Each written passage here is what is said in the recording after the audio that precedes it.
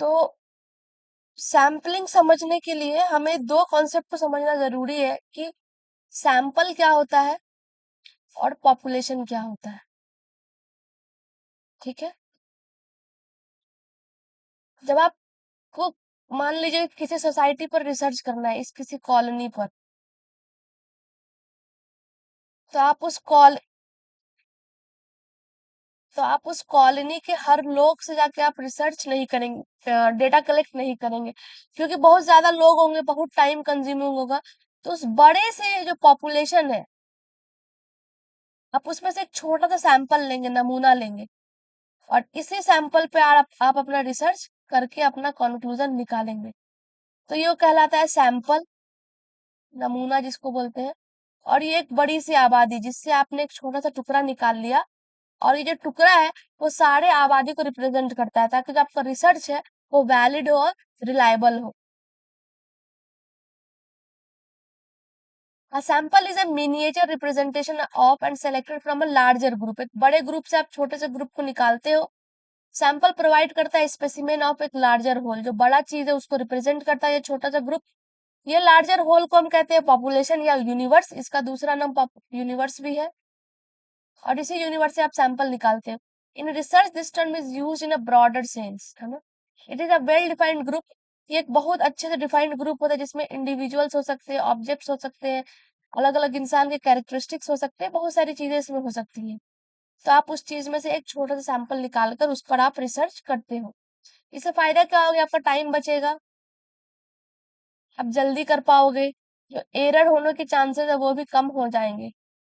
लेकिन जितना बड़ा सैंपल होता है, एरर होने के चांसेस उतने कम होते हैं। लेकिन अगर आप पूरे आबादी पर रिसर्च करने लगोगे तो आप रिसर्च शायद कंप्लीट ही ना कर पाओ कम समय में, ज्यादा पैसे भी खर्च हो और हेक्टिक भी हो सकता है।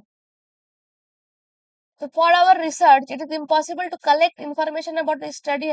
जितने भी लोग हैं उन सब मैम से सैंपल की मतलब क्या बोले? सैम सैंपल मतलब जो नमूना हो गया, एक बड़ा सा ग्रुप है, आपने इसमें से छोटा सा ग्रुप को ले लिया, इसी ग्रुप के सारे फीचर्स को आप ले रहे हो, तो इसको नमूना कहेंगे, सैंपल।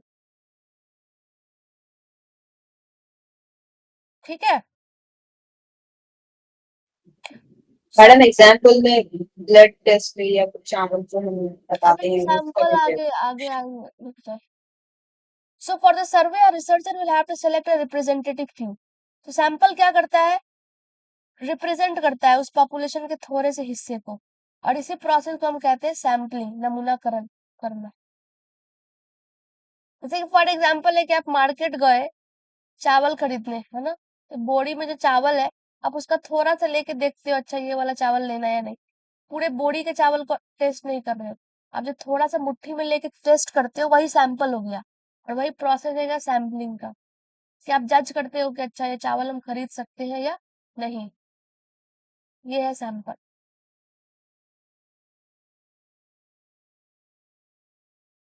अगर यहाँ पर एक शर्त है कि अगर जो पॉपुलेशन है, जो आपका पूरा बड़ा सा गोला है, उसका जो मतलब जो पूरा चावल है समझ लो, तो आप जो भी मुट्ठी भर का चावल ले रहे हो, ये पूरे चावल को रिप्रेजेंट कर रहा हो। ऐसा ना हो कि चावल के नीचे बोरी में कुछ मिलावट हो, उससे क्या होगा, आपको जो नमूना ऊपर मिल रहा है वो कुछ और मिल रहा है, और चावल का जो कॉम्पोजिशन है उसमें मिलावट है। तो ट्रूली रिप्रेजेंटेटिव होना चाहिए। असल में वो पूरे के पूरे चावल की बोरी को रिप्रेजेंट कर रहा है, ये मुट्ठी भर का दाना। Okay. Moreover, it calls for drawing a representative proportion of the population. The population may contain a finite number of members or units. Sometimes the population may be infinite. Therefore, a population has to be defined clearly.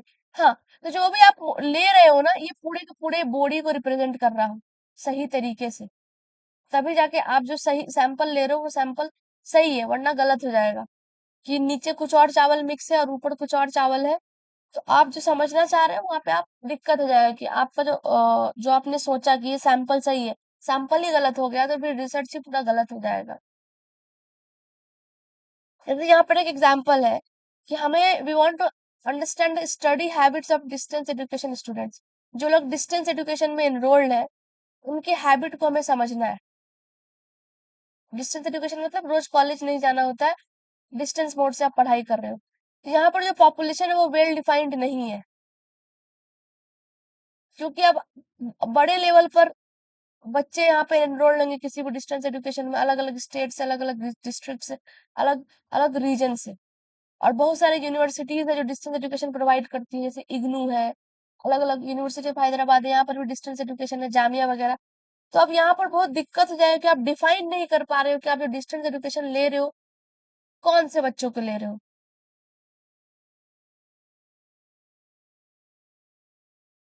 तो यहाँ पर एक error होने का chances है कि clarity नहीं है।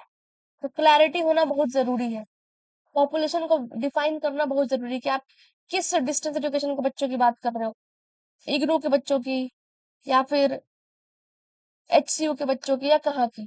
तो अगर आप पूरा ले रहे हो तो फिर पूरा को आप कैसे उसके लिए आप सैंपल ड्रॉ करोगे, क्योंकि हर स्टूडेंट का हैबिट अलग अलग होगा, हर रीजन के हिसाब से, कल्चर के हिसाब से। सेकेंड इशू जो representativeness of sample is sampling frame. इसका मतलब होता है जो भी पॉपुलेशन है, जो भी बड़ा सा गोला है आपका जिसमें आपको रिसर्च करना है, इसमें जो भी यूनिट्स है, जो भी यूनिट्स पे आप रिसर्च कर रहे हो, आप इनको अलग अलग कैटेगरी से बांट सकते हो, जैसे मेल, फीमेल, रिलीजन क्या है, हाइट, इस तरीके से। तो यहाँ पर आपके पास अलग अलग सैम्पलिंग फ्रेम है। एक सैम्पलिंग फ्रेम हो गया जेंडर का, एक सैम्पलिंग फ्रेम हो गया रिलीजन का, एक सैम्पलिंग फ्रेम हो सकता है आपका एज का। तो अलग अलग जो लेबल है, कैटेगराइजेशन है, तो आपके पास अलग अलग लेबलिंग है, तो एक सैम्पलिंग फ्रेम भी हो जाएगा। या कितने बच्चे एम्प्लॉयड है, ये भी एक आपका सैम्पलिंग फ्रेम बन सकता है, कितने अनएम्प्लॉयड है, इस तरीके से। तो जो आपका सैम्पलिंग फ्रेम जो आप बना रहे हो वो कंप्लीट होना चाहिए, सही होना चाहिए, अप टू डेट होना चाहिए। और जो आप सैंपल जो ले रहे हो उसके पहले ही आपको लेबलिंग कर लेना है कि आपको कौन सा सैम्पलिंग फ्रेम चाहिए, आपके किस जेंडर पे आपकी रिसर्च है, क्या एज ग्रुप होना चाहिए। ये सारा आप बांट लें, उसके बाद आप सैंपल ड्रॉ करें, और उसके बाद आप रिसर्च करें, उस सैंपल से डेटा को स्टडी करें और रिसर्च करें। ठीक है, ये क्लियर है। सैम्पलिंग फ्रेम क्या होता है ये याद रखना। तीसरा क्या है, सैंपल जो आप ले रहे हो वो अनबाइज्ड हो और ऑब्जेक्टिव हो, उसमें कोई भी पक्षपात ना होना चाहिए, निष्पक्ष हो, ऑब्जेक्टिव हो, उसमें आपका कुछ अपना खुद का एजेंडा नहीं हो, वरना आप जो रिसर्च कर रहे हो आप उसमें गलतियां करोगे, पैसे बर्बाद होंगे, टाइम बर्बाद होंगे, गलत चीजें, गलत कंक्लूजन निकल कर आएगी। हम 22 को उर्दू में क्या बोलेंगे बेटा? अभी जो आप हिंदी में बोले थे क्या? क्या अनबाइस्ड मतलब निष्पक्ष। अनबाइस्ड अभी जो आप हिंदी में हाँ, बोले उर्दू निष्पक्ष। में क्या? इसमें आपका कुछ अपना एजेंडा नहीं होना चाहिए, कि मान लो सैंपल में कुछ चीजें आ गया है जो जरूरी है लेकिन आप अपने हिसाब से ना ले रहे हो, है ना, आप उस चीज को एलिमिनेट कर दे रहे हो, आप कुछ चीजों का ऐड कर दे रहे हो, आपके खुद के कुछ एजेंडा है उस रिसर्च को करने के लिए। तो उससे क्या होगा, जो होलिस्टिक या ऑब्जेक्टिव जो सही चीजें हैं, जो एक्यूरेट चीजें आनी है, वो नहीं आ पाएंगी।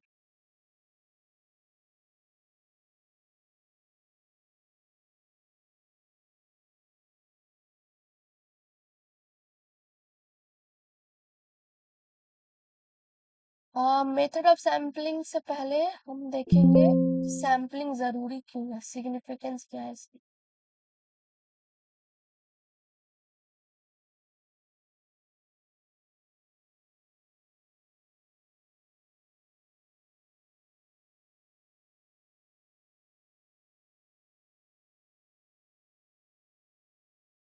हम्म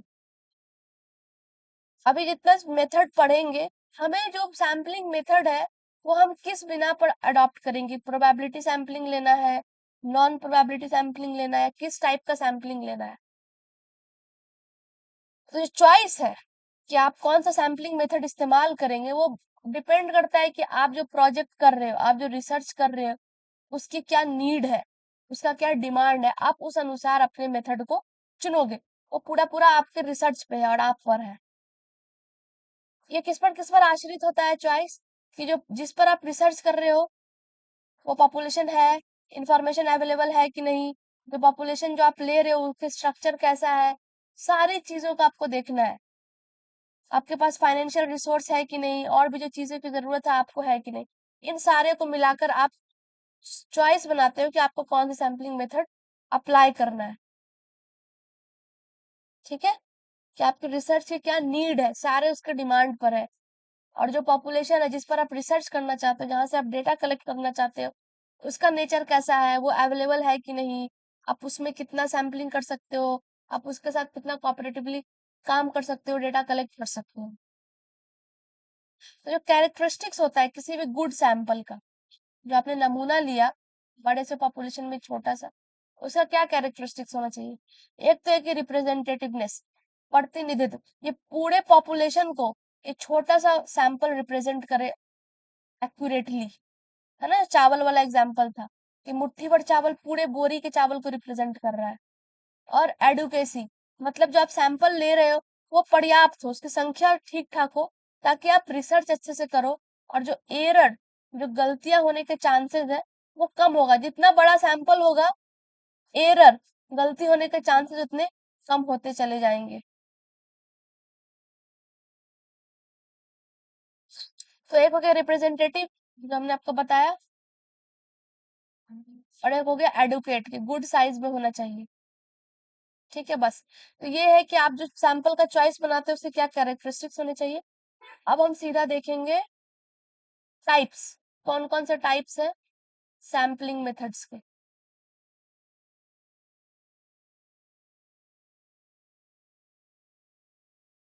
हम्म तो हम इसमें दो देखेंगे, एक है प्रोबेबिलिटी और दूसरा है नॉन प्रोबेबिलिटी।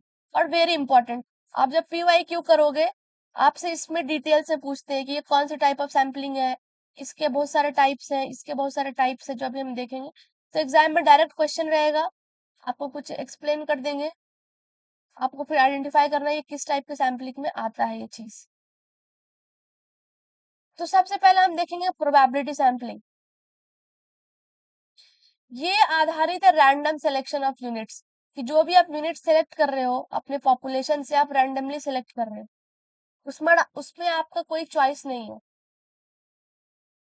रिसर्चर का उसमें कोई चॉइस नहीं है, आपको उसको रैंडमली सेलेक्ट कर लेना है। रैंडम सिलेक्शन क्या होता है? मान लो आपके पास एक डाइस है ना, लूडो खेलते हो, तो उस पर संख्या रहती है 1 2 3 4 5 6। 1 आए उसकी भी चांस क्या है, 1/6 है।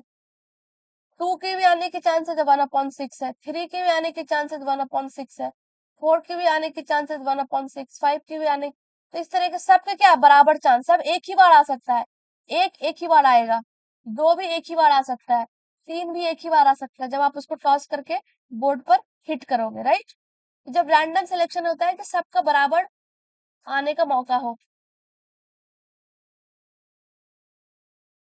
जैसे कि लॉटरी है, जैसे लॉटरी सिस्टम है, तो सबने लॉटरी खरीद ली है, एक एक एक एक।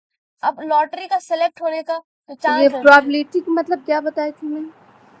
संभावना, कि क्या संभावना, जब आप लूडो खेलते हो एक आने की संभावना क्या है, 1/6। एक भी आ सकता है, दो भी आ सकता है, तीन भी, चार भी, तो 6 में से एक ही बार एक आने की संभावना है ना। उसी तरीके से दो का भी आने की संभावना एक ही बार है, एक ही बार है ना। एक से ज्यादा बार तो नहीं आ जाएगा जब आप एक एक बार डाइस को रोल करोगे बोर्ड पे। जी वो एक ही बार एकदम आएगा। कैसे बने? हाँ, या फिर अगर आप सिक्का को उछालते हो, चित या पट आएगा, एक ही बार आएगा, लेकिन दोनों को बराबर आने का चांस है, या तो चित आ सकता है या पट, दोनों को बराबर मौका मिल रहा है ना। तो ये होता है रैंडम, कि सबको बराबर मौका मिल रहा है। और प्रोबेबिलिटी मतलब संभावना, चित भी आ सकता है, पट भी आ सकता है, वो कोई नहीं जानता। ठीक है, तो प्रोबेबिलिटी सैम्पलिंग है, इसके अंदर बहुत सारे टाइप्स है। उसके पहले हम इसके कैरेक्टरिस्टिक्स देखेंगे कि प्रोबेबिलिटी सैम्पलिंग के कैरेक्टरिस्टिक्स क्या क्या है, इसकी विशेषताएं क्या क्या है, ये इंपॉर्टेंट है। एक है कि सारे यूनिट का आने का, ईच यूनिट, जो हर यूनिट है पॉपुलेशन में, उसके आने की संभावना है। जैसे कि चित और पट, सिक्का है, चित और पट, चित भी आ सकता है, पट भी आ सकता है, तो इसके भी आने की संभावना है और इसके भी आने की संभावना है।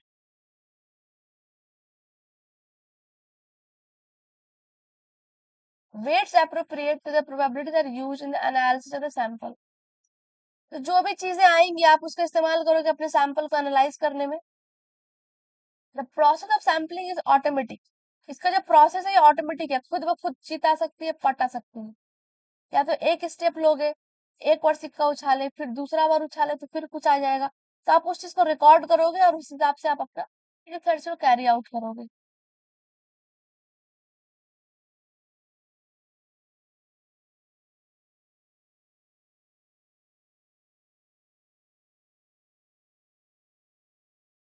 इसमें स्टेप क्या क्या हो सकते हैं? आपको सिंपल रैंडम सैंपल निकालना है एक बड़े से पॉपुलेशन से, आपको एक छोटा सा सैंपल निकालना है। उसके लिए आपके स्टेप्स क्या क्या होंगे? सबसे पहले कि आपको पॉपुलेशन डिफाइन करना है कि आप कहाँ से सैंपल लेना चाहते हैं। मान लो आपको किसी स्कूल में रिसर्च करना है, तो आप किस स्कूल में जाना चाह रहे हो, आपने वो डिफाइन कर लिया। अब उस स्कूल में फिर आपके जो रिसर्च के क्वेश्चंस है, आप उस अनुसार अपने सैंपल को उठाओगे, पॉपुलेशन डिफाइन करोगे कि मुझे फर्स्ट ग्रेड से लेकर फोर्थ ग्रेड के बच्चों क्लास के बच्चों से ही सैंपल उठाना है। और उसमें क्या आप लेबलिंग करोगे, आपके क्या सैंपलिंग फ्रेम होंगे, एज देखोगे, हाइट देखोगे, जेंडर देखोगे, रिलीजन देखोगे। आप उस हिसाब से सैंपलिंग फ्रेम करके सैंपल को ड्रॉ कर सकते हो। तो आपको क्या करना है, आपको एक लिस्ट बना लेना है इस सारे यूनिट्स का, और उसको नंबर दे देना है 1 2 3, इस तरीके से इनफिनाइट तक जा सकता है। फिर आप अपने सैंपल का साइज डिफाइन करोगे, बड़ा साइज रखना है, 10 बच्चों का ग्रुप, 20 बच्चे का 20 यूनिट, 20 यूनिट लेना है, 50 यूनिट लेना है, वो अपने हिसाब से। अब आपने यूनिट डिसाइड कर लिया, अब आप इसमें से रैंडमली सेलेक्ट करना शुरू करोगे, और जो आप सेलेक्ट करोगे उसी सैंपल से फिर आप रिसर्च करोगे। ठीक है, क्लियर है? जैसे कि चिट सिस्टम होता है ना, एक बाउल है, इसमें बहुत सारे चिट रखे हैं, इस चिट पे कुछ कुछ होगा। अब आपको बोला जाए कि आप चिट निकालो, तो आप रैंडमली कोई भी चिट बाहर निकालोगे, राइट? आप रैंडमली चिट निकालोगे, मान लो एक चिट निकालना तो एक निकाला, फिर दोबारा निकालना होगा दोबारा। तो इस तरीके से आपके पास सैंपल्स कलेक्ट हो जाएंगे, फिर आप इस सैंपल्स का इस्तेमाल कर सकते हो अपने रिसर्च के लिए। सिंपल लॉटरी मेथड, चिट वाला मेथड जो है। क्लियर है ये चीज? सिंपल रैंडम सैंपल के स्टेप्स क्या जी। क्या होंगे, पहले क्या करना है, उसके बाद क्या करना है, उसके बाद क्या करना है। ठीक है, तो यही है सिंपल रैंडम, जो आप चिट निकालते हो वही, कि सबको बराबर का चांस मिल रहा है सेलेक्ट करने के। अब है एक सिस्टमेटिक सैंपलिंग। सिस्टमेटिक सैंपलिंग, व्यवस्थित नमूनाकरण, provides a more even spread of sample over the population list and leads to greater precision। इसका फायदा क्या होता है, आप अधिक सटीक, ज्यादा सही, क्लोज रहते हो सटीकता के, कि आप जो सैंपल ड्रॉ कर रहे हो वो एक गुड सैंपल है, मतलब वो रिप्रेजेंटेटिव भी है, वो सभी को रिप्रेजेंट कर रहा है और एडिक्वेट है। तो इसके स्टेप्स क्या होंगे सिस्टमेटिक सैंपलिंग के? सबसे पहले आपको सारे population, make a list of the population units based on some order, वही सैंपलिंग फ्रेम, कि आपको पहले एक लिस्ट बना लेना है। उस लिस्ट में जो पॉपुलेशन है आप उसको अल्फाबेटिकली अरेंज कर सकते हो, सीनियोरिटी के हिसाब से, स्ट्रीट नंबर, जैसे भी आप चाहो लेबल करके आप उसको अरेंज कर दो। अब आप डिसाइड करोगे कि आपका जो सैंपलिंग जो साइज है, जो सैंपलिंग फ्रैक्शन है वो कितना हो। ओके, तो यहाँ पे जैसे कि 1000 है, 1000 में से आपको 50 चाहिए, 1000 में 50, तो आपका क्या होगा 20, हर 20 नंबर वाले यूनिट को आप पिक करोगे। 1000 का आपके पास आबादी था, आपने एक सैंपलिंग फ्रैक्शन कर दिया। अब आप रैंडम क्या करोगे, स्टार्टिंग में the randomly choose a number between 1 and के, 1 से लेकर के या फिर एन, है ना, जितना संख्या है वहां तक जा रहे हैं।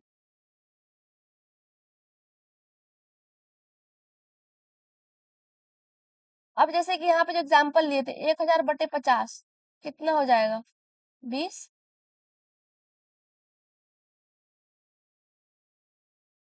ठीक है, अगर मान लो 1 से लेकर के बीच में आपने रैंडमली चूज किया कि जैसे 1 2 3, इस तरह से अरेंज है, चीजों का आपने अरेंज कर लिया ना यहाँ, जैसे मैंने बताया। अब आपको क्या करना है, हर चौथा वाले को आप पिक कर रहे हो, इसको पिक कर लिए, फिर 1 2 3 4, फिर इसको पिक कर लिए। तो ये होता है सिस्टमेटिक, कि जो हर चौथे वाले को आप पिक करते जा रहे हो, 1 से लेके हर चौथे वाले को, या फिर आप जो भी डिसाइड कर लो। कौन से यूनिट को आप पिक करोगे? तो यही सारे जो आप चार चार चौथे वाले को पिक करते जाओगे, ये सब फिर आपका इकट्ठा होके एक सैंपल बन जाएगा। फिर इसी सैंपल पे आप अपना रिसर्च करोगे। क्लियर है ये चीज? मैम इसको फिर से समझाइए ना। एग्जाम्पल वो भी समझ नहीं ओके। आया। 1000। ठीक है, ठीक।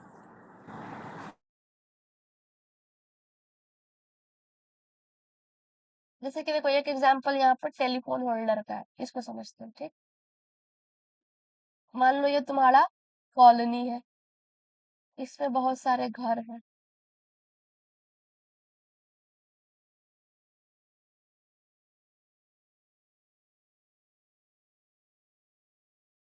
हर घर के अंदर टेलीफोन है।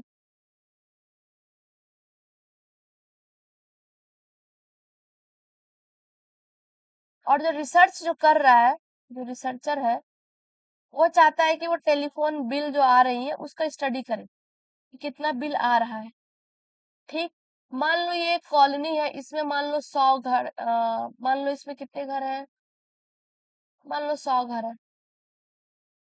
100 टेलीफोन है, 100 बिल होंगे, है ना। अब रिसर्चर क्या चाहता है कि वो 100 के 100 घर को ना करे, वो चाहता है कि वो 10 ही घर को करे, है ना।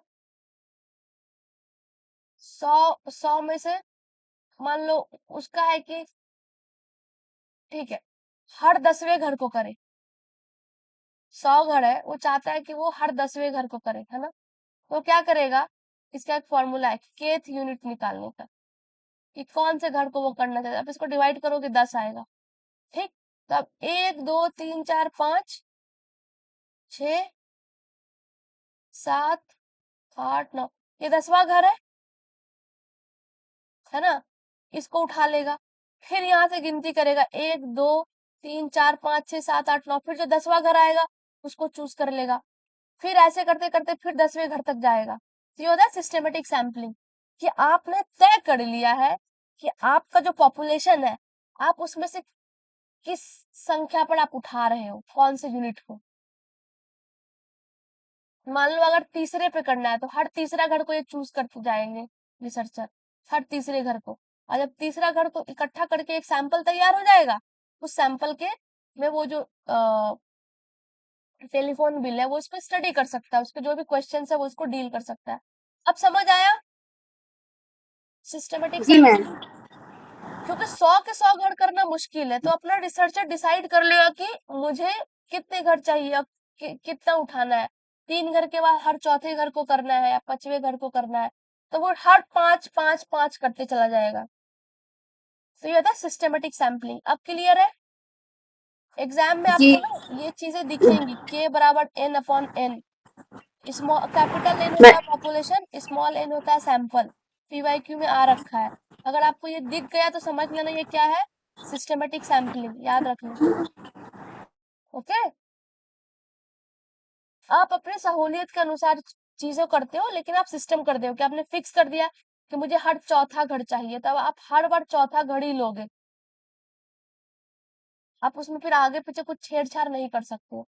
तो हर चौथे घर का आने का जो सिलेक्शन होने का चांस बराबर हो गया, बराबर हो गया ना, सबका चांस इक्वल हो गया। मैम तो वो हर घर के 10वें घर को जांच कर रहा, तो उससे वो उससे मालूम हो जाता है कि मतलब हाँ इतना ये घर हाँ, में इतना तो होता देखो, है। हाँ, तो हर 10वें घर का वो बिल ले रहा है ना, तो टोटल उसके पास कितना बिल हो जाएगा? 10 बिल।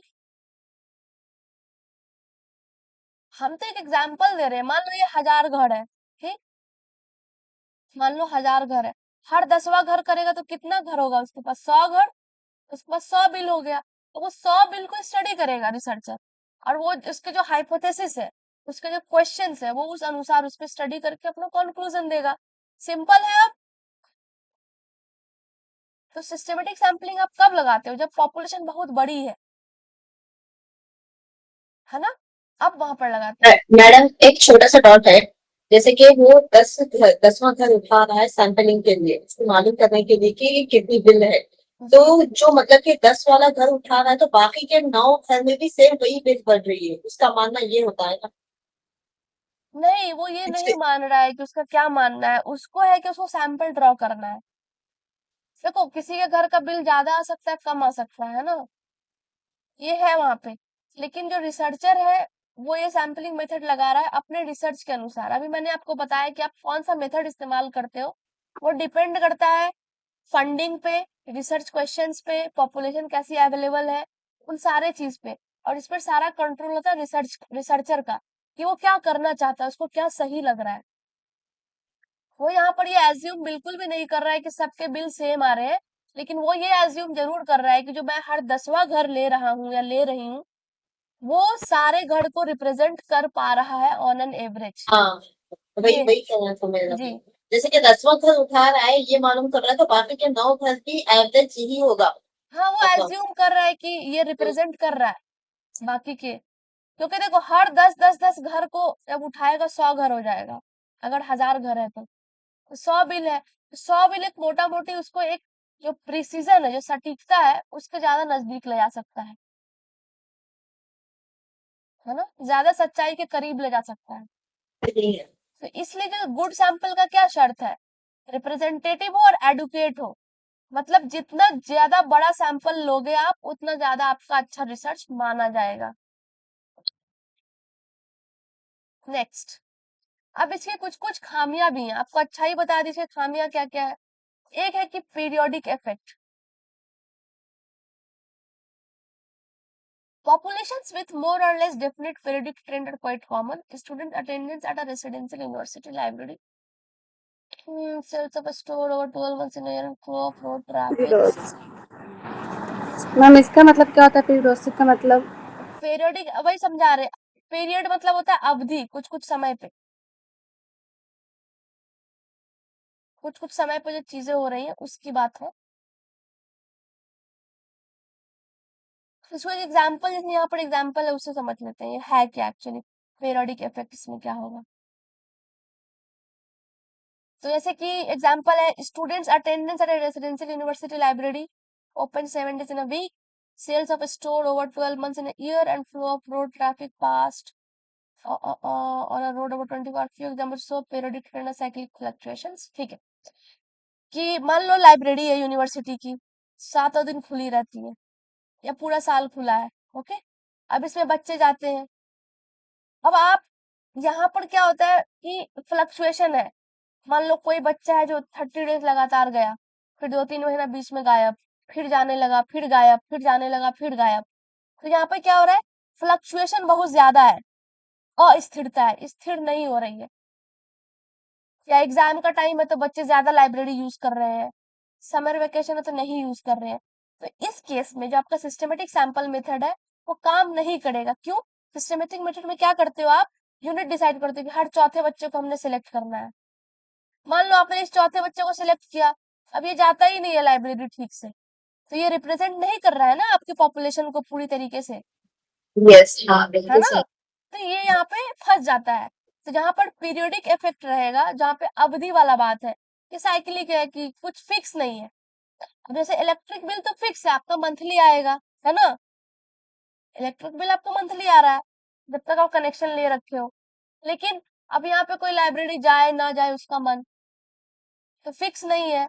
या फिर किसी भी मॉल में या किसी भी स्टोर में जो सेल हो रहा है वो भी फिक्स नहीं है कि आज इतने कस्टमर आएंगे, कल इतना ही आएगा। मान लो आपने रिसर्च करना है कि हमको मंडे और थर्सडे को यूज करना है सेल समझने के लिए, है ना। हर दूसरा दिन, मंडे वेडनेसडे को सॉरी हाँ, वेडनेसडे को छोड़ दिए, ट्यूसडे वेडनेसडे को छोड़ दिए, फिर 2 दिन बीच में छोड़े, फिर तीसरा दिन, फिर 2 दिन। अब थोड़ी पता है, मान लो वीकेंड पे ज्यादा सेल हो गया, तो जो आप सैंपल ड्रॉ कर रहे हो वो तो एडवोकेट नहीं है, रिप्रेजेंटेटिव नहीं है सारे के सारे का।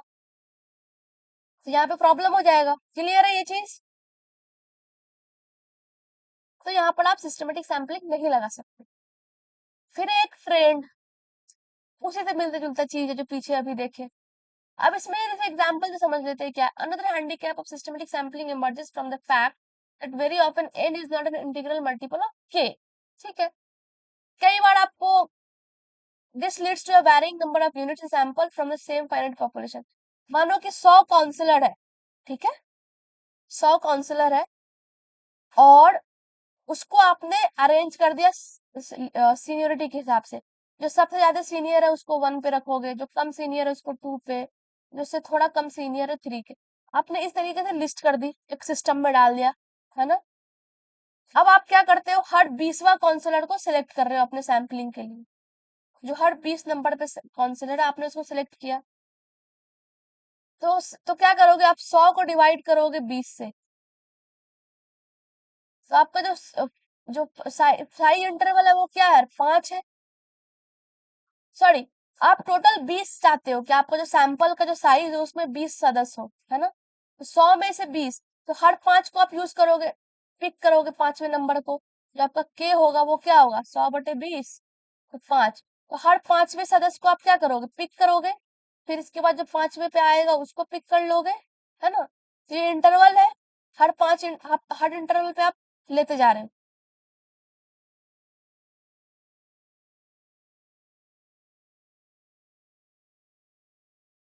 तो अब प्रॉब्लम क्या हो रहा है, जो सबसे ज्यादा सीनियर था वो तो ऊपर था, मान लो ये। अब आप जैसे जैसे नीचे आओगे सीनियोरिटी कम होती चली जाएगी, तो इससे भी आपका सैम्पलिंग में प्रॉब्लम होगा। ठीक है, प्रॉब्लम कैसा होगा मैडम? क्योंकि सीनियोरिटी चेंज होते जा रही है ना। जो सबसे सीनियर था हमने उसको ऊपर रखा, अब कम सीनियर, फिर कम सीनियर, कम सीनियर, इस तरीके से आपका ट्रेंड बन रहा है। लेकिन मैम सीनियर तो सीनियर होता है ना। सीनियरिटी तो मालूम करनी है ना मैडम, उसमें ट्रेंड मालूम करना है, तो इसमें रिसर्च गलत तो क्यों हो जाएगा? इसमें सिस्टमेटिक सैम्पलिंग मेथड आप नहीं लगा सकते, यही तो हम समझा रहे हैं। अच्छा। इसमें आप सिस्टम, आप दूसरे मेथड लगा सकते हो, ये मेथड नहीं काम करेगा।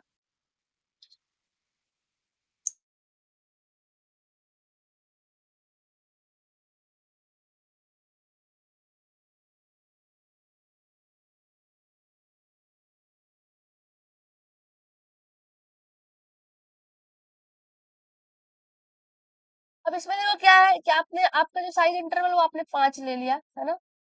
मान लो आपने पहला जो सिलेक्ट किया, जैसे 1 2 3 4 5 6 7 8 9 10 11 12 13 14 15। आपने मैंने मानो पहला सिलेक्ट कर लिया दूसरे को, है ना, 2 नंबर वाले को। अब आप हर 5 इंटरवल पे जाओगे, इसको छोड़ो, 1 2 3 4, 1 2 3 4 5। अब आप 7 को चुनोगे, है ना, 2 के बाद। फिर आप 1 2 3 4 काटो, फिर 12 को चुनोगे। तो ये आपका क्या है, साइज इंटरवल है, हर 5वें को चुनना है, आपने जो पहले डिसाइड कर लिया। अब आपका जो सैंपल है वो सारा किस पर निर्भर हो जा रहा है, जो आपने पहले चुन लिया। 2 को चुना तो 2 के बाद आप किसको चुन पाओगे, 7 को। 7 के बाद 12 को। अगर आपने 4 को चुन लिया तो आपको दूसरा कौन चुनना पड़ेगा 4 के बाद, 9 को, फिर 14 को। इससे क्या हो रहा है, जो रिप्रेजेंटेटिवनेस है वो आपका ठीक से नहीं आ रहा है, क्योंकि जो काउंसलर की सीनियोरिटी है वो कम होते चली जाएगी जितना आप नीचे सैंपल में जाते जाओगे, राइट। तो इससे क्या प्रॉब्लम हो रहा है कि ये रिप्रेजेंटेटिवनेस सही तरीके से नहीं दिखा रहा है। ये एडुकेट एडुकेट हो सकता है, लेकिन जो रिप्रेजेंटेटिवनेस है वो नहीं है। तो आपका जो सिस्टमेटिक सैम्पलिंग मेथड है वो यहाँ पर फेल कर जाएगा,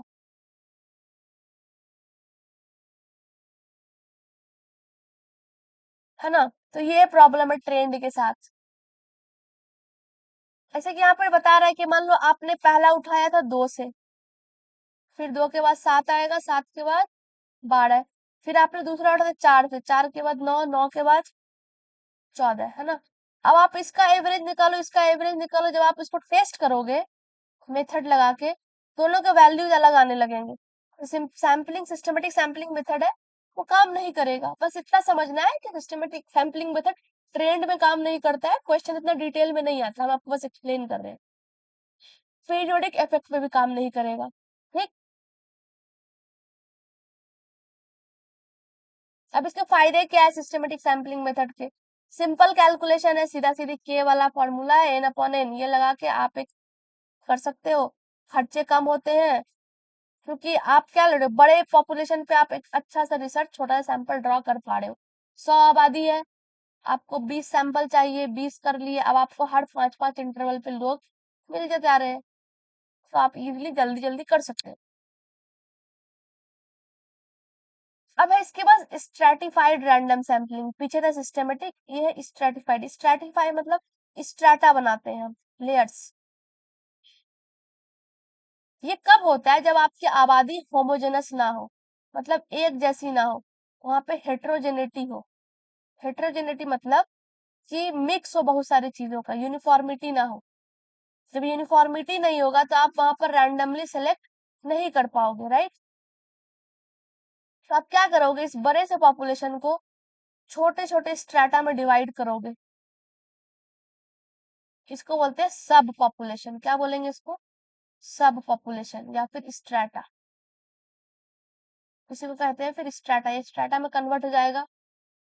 अब यहाँ पर जो ये हर चीज है ना, ये होमोजेनस है, अपने आप में एक जैसी चीजें रिप्रेजेंट कर रहा है।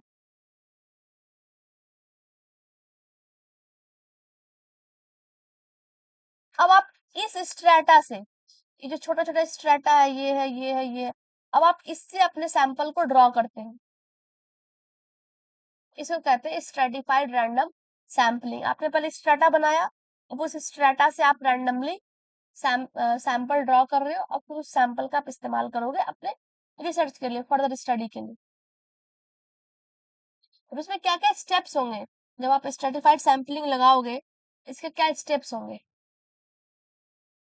जो स्ट्रैटिफिकेशन करोगे, जो आप स्ट्रैटा बनाओगे, जो स्तरीकरण करोगे अलग अलग मानदंड पे, आप उसका पहले लेबलिंग कर लोगे। सेक्स क्या है, मेल है कि female, geographical region, age, course of study, कुछ भी हो सकता है। फिर आप इस आबादी को डिवाइड करोगे इस क्राइटेरिया पे, जो आपने क्राइटेरिया बनाए हैं, उस क्राइटेरिया पे आप अपने बड़े से आबादी को तोड़ोगे, डिवाइड करना शुरू करोगे। सबके यूनिट को आपसे लिस्ट कर दोगे कि इसका रिलीजन रिलीजन वाले इस तरफ, एज ग्रुप वाले इस तरफ, हाइट जिसका जितना है वो इस तरफ। अब आप हर सब पॉपुलेशन से, जो हर स्ट्रेटा है, ये स्ट्रेटा है, ये स्ट्रेटा है, आप इसमें से आप यूनिट्स ड्रॉ करोगे कि मुझे इसमें 20 चाहिए, यहाँ से 20 चाहिए, यहाँ से 20 चाहिए, इस तरीके से। फिर इस सारे सैंपल को आप मिला के एक मेन सैंपल बनाओगे, सबको इकट्ठा करोगे, एक बड़ा सैंपल बनेगा, और यहाँ से फिर आप अपना रिसर्च करोगे। बस सिंपल। स्ट्रक्चर का मीनिंग क्या निकलेगा मतलब? स्तरीकरण, अलग अलग स्तर बना देना, अलग अलग लेयर्स, अलग अलग लेवल्स बना देना, और हर लेवल से फिर आप ड्रॉ करके एक बड़ा सैंपल बनाते हो। सारे सैंपल को कंसोलिडेट इकट्ठा करके आप उसमें स्टडी कर सकते हो, यही है। ठीक है।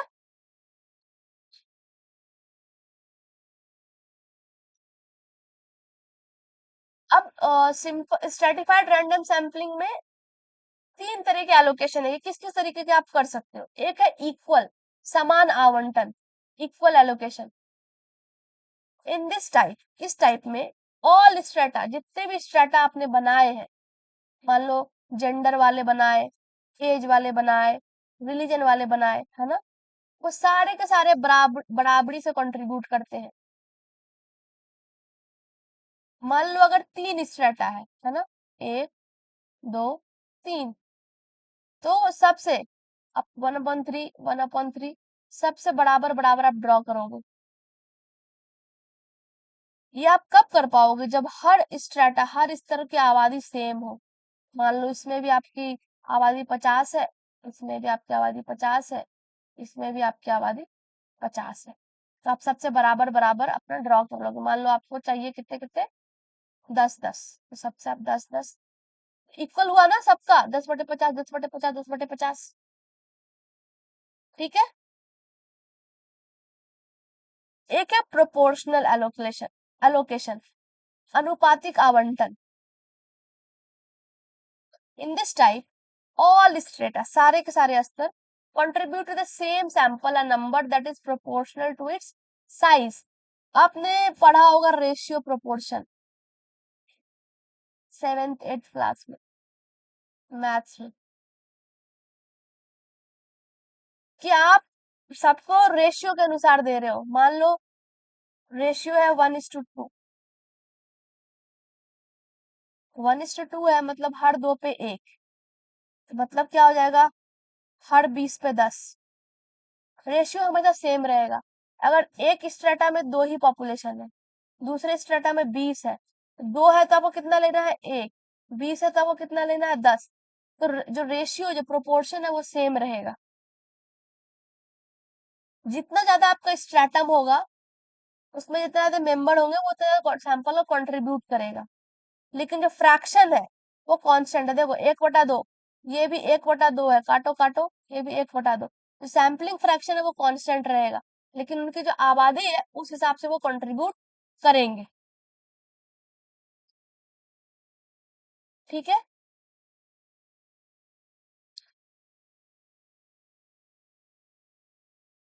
That's it. इसका थर्ड है ऑप्टिमम। ऑप्टिमम एलोकेशन में क्या होगा? The strata contribution to the sample are proportional to the product of the strata population sizes and the variability of the dependent variable within the strata. Large strata and strata with large variability will have larger contribution. अगर आपका जो strata है, जो स्तर है वो बहुत बड़ा है ना? अब इसमें आपका जो population था, जो यूनिट्स है, जितना बड़ा स्ट्रेटा उतना ज्यादा आबादी, उतना ज्यादा क्या होगा? वेरिएशंस होगा। मैम स्टार्टिंग का मतलब क्या होता है? ऑटो ऑप्टिमम को से लिटरली मीनिंग तो इसका यहाँ पे कुछ और हो जाएगा। अभी हम इसको एक्सप्लेन कर रहे हैं एग्जाम्पल से, तुमको क्लियर हो जाएगा। रुक जाओ एक सेकंड, ठीक है? अच्छा। हाँ, तो जो जितना बड़ा स्ट्रेटा रहेगा उसके अंदर जो पॉपुलेशन है वहाँ पे वेरिएबिलिटी बहुत ज्यादा होगा, और ये ज्यादा कंट्रीब्यूट कर सकता है सैंपल के लिए, है ना? जितनी बड़ी आबादी, सैंपल आपका उतना अच्छा होगा।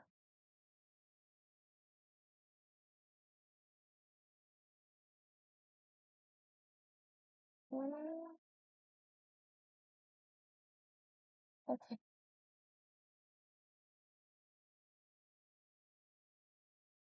हमने आपको वेरिएबल्स वाले क्लास में दो चीज बताया था, इंडिपेंडेंट वेरिएबल और डिपेंडेंट वेरिएबल, राइट? अब यहाँ पर क्या है कि जो वेरिएशंस आ रहे हैं, जो चीजें बदल सकती हैं, वो इन वेरिएबल्स के कारण भी हो रहा है। और जो एक्सचेंजेस वेरिएबल है, जो कंफाउंडिंग वेरिएबल, वो हमेशा अवेलेबल होते हैं। यहाँ पे कुछ प्रॉब्लम है, एक second. Optimum allocation of choose frequently. अच्छा, सो कभी कभी इस्तेमाल करते हैं, ठीक है।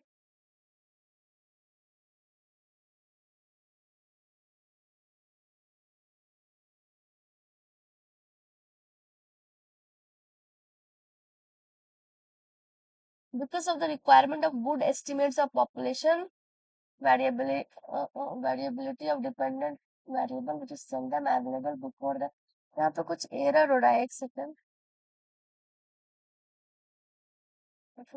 ठीक है, ऑप्टिमम में the strata controlling sample are proportional to the product with strata यहाँ पे कुछ एरर है, एक सेकंड पे कुछ मिस्टेक हो रहा है।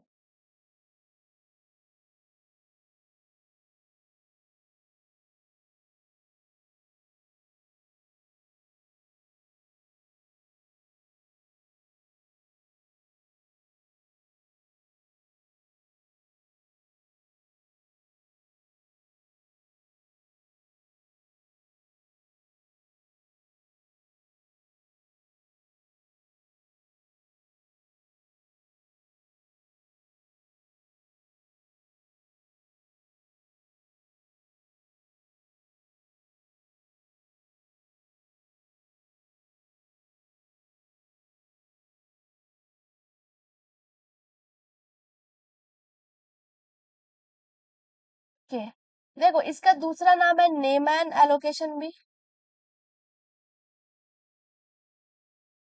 इसका एक फॉर्मूला होता है जिसका इस्तेमाल किया जाता है इस चीज को करने के लिए, तो वो होता है NH।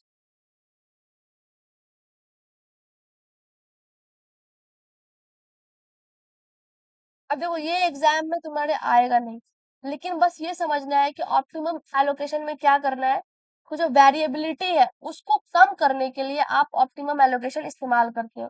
और इसके बहुत अलग तरीके के मेथड है जो कि कॉम्प्लेक्स है, उसको समझना जरूरी नहीं है यहाँ पर आपके लिए। लेकिन आपको ये समझना है कि जब स्ट्रेटिफाइड रैंडम सैम्पलिंग हो रहा है तो किस किस तरीके का आवंटन हो सकता है, एक बराबर करके, एक प्रोपोर्शन करके, और तीसरा है ऑप्टिमम, मतलब कि जितना ज्यादा आप उसका एडवांटेज ले सकते हो एलोकेट करने में, बड़ा सैंपल रखकर और वेरिएबिलिटी को जीरो कर कर। तो उसके लिए आप फॉर्मूला है, इसके लिए एक वर्किंग मेथड, इसका आप इस्तेमाल कर सकते हो। लेकिन ये जो मेथड है ऑप्टिमम एलोकेशन, ये बहुत कम इस्तेमाल होता है, rarest of the rare case में। यहाँ पे NH क्या है, यहाँ पर NH हो जाता है आपका सैंपल साइज, जो आपको सैंपल का साइज चाहिए वो। N है ये टोटल सैंपल, कि आपके पास टोटल कितना सैंपल था जिससे आपने ड्रॉ किया। यहाँ पे कैपिटल NH है, इसका मतलब होता है नंबर ऑफ यूनिट्स, कितने यूनिट आप ले रहे हो, 1 2 20 50 100। ये हो गया सम, पूरे स्ट्रेटा का सम, और टोटल पॉपुलेशन साइज। तो जो टोटल पॉपुलेशन साइज है आप उसको डिवाइड करते हो किससे, टोटल सैंपल साइज का प्रोडक्ट, नंबर ऑफ यूनिट, और स्टैंडर्ड डेविएशन। तो स्टैंडर्ड डेविएशन के फॉर्मूलेज होते हैं, ठीक है। एग्जाम में आपको बहुत सिंपल क्वेश्चन आता है स्टैंडर्ड डेविएशन के, वो हम कैलकुलेट करना सीखेंगे। लेकिन यहाँ पर है कि आप जब ऑप्टिमम एलोकेशन करते हो, ये कोड, ये फॉर्मूला लगा के आपको करना होता है, ठीक है। तो इसमें याद रखना है कि वेरिएबिलिटी को कम करने के लिए ये है कि जो भी डिपेंडेंट वेरिएबल है जो कि आपकी स्टडी को हैम्पर कर सकता है, उस वेरिएबल को कंट्रोल करने का इसका इस्तेमाल किया जाता है।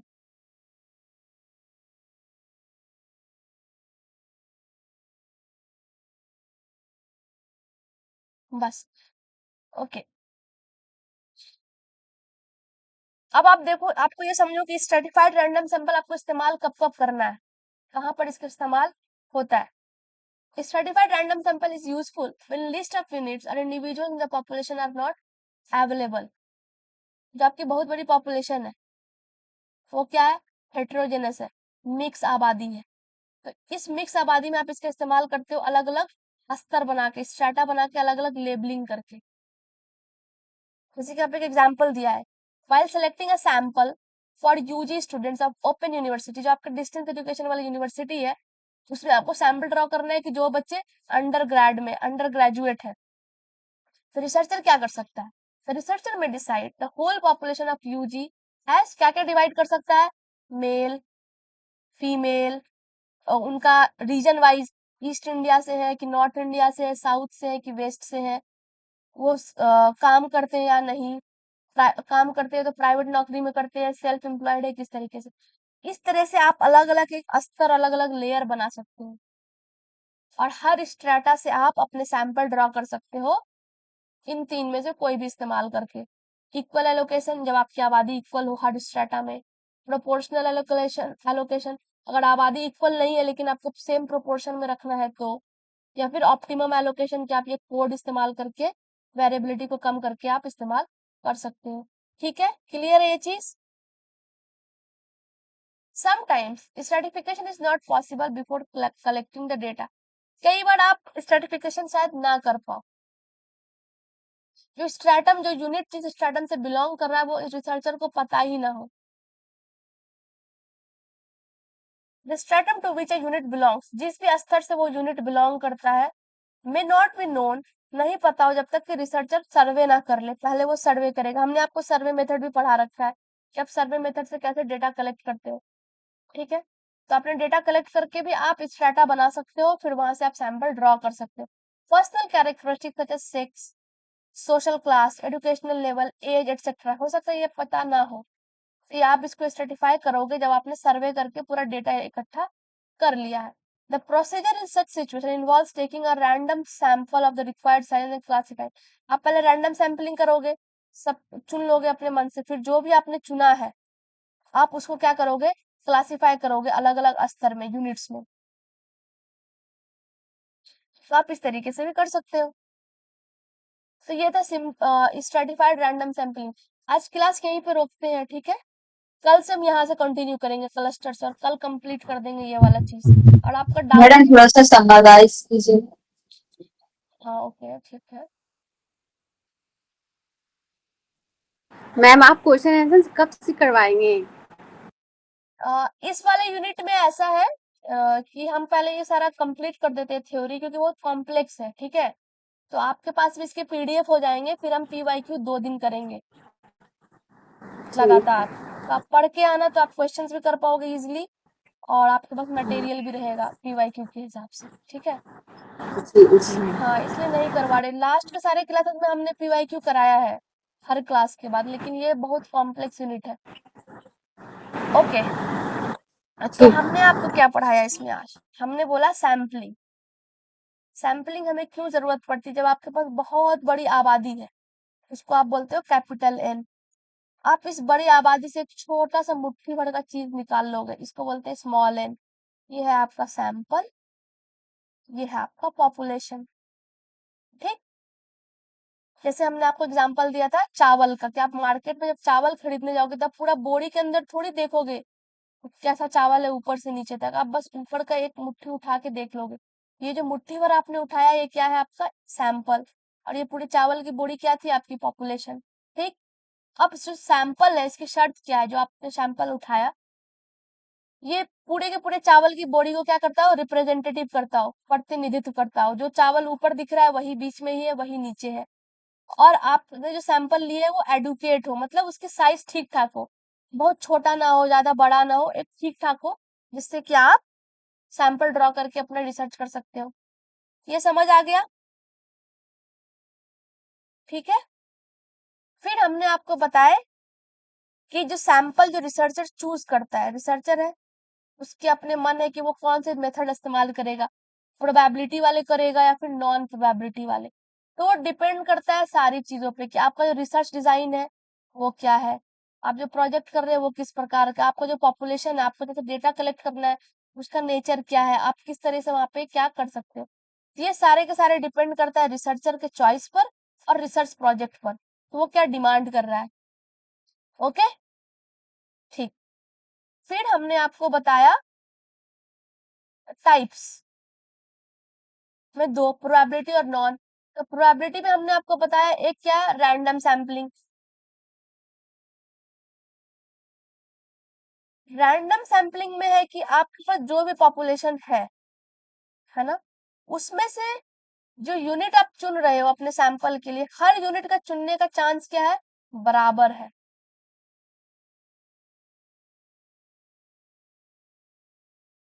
जैसे कि एग्जांपल ले लो कि चिट सिस्टम है, एक बाउल है, इसमें बहुत सारी पर्चियां पड़ी हैं, मान लो इसमें 10 पर्चियां पड़ी हैं। आपको बोला गया आप आइए और एक निकालिए, तो इस एक पर्ची का निकलने का चांस क्या है? 1/10।